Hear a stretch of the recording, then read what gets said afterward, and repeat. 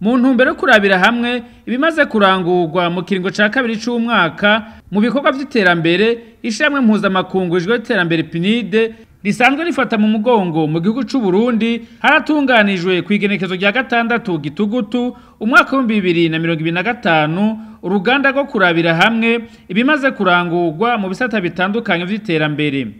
Aha tukavuga nko mu gisata c'intwari ibereye, mu gisata cyo gukingira ibidukikije no guhangana n'ihindagurika ry'ibihe, mu gisata cyo gushigikira ugwaruka n'abakenyezi mu bijanye no kwishingira akazi hamwe no kungana kw'ibitsina mu migambi y'iterambere.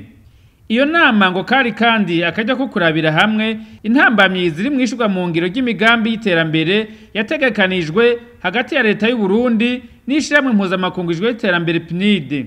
Ngo hari kandi kurabira hamwe icokorwa kugira ngo ihangiro ry'ibikorwa ryategekanijwe rizoshobore gushikwako imbere y'uko umwaka urangira. Ambasaderi Odas Ndayigaya yari yaserukiye muri ivyo bikorwa umushikiranganje mu vy'ajejwe yarimo gufashanya, akaba yamenyesheje ko muri uno mwaka wa 2025 hari vyinshi vyahindutse na cane mu bijanye n'itunganywa ry'intwaro. Ivyo ngo bikabonekera mu batari bake bari basanzwe bafata ingingo bagiye barahinduka.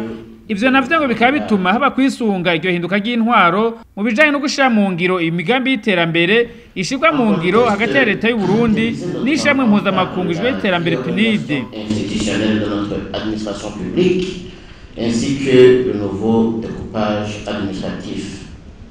Cakimwe n'userukira PNUD mu gihugu c'u Burundi nawe nyene akaba avuga ko uruganda nk'ugu arakaryo keza ko kurabira hamwe ibimaze kurangurwa mu gice ca kabiri c'umwaka, bigatuma ngo haba kwisuzuma ku mpande zose, haba ku byagenze neza n'ibitagenze neza, kugira ngo bashobore gukosorera hamwe utunenge tuba twibonekeje.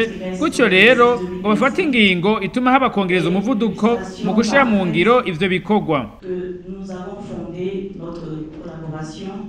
Sur un mécanisme de redevabilité qui marche.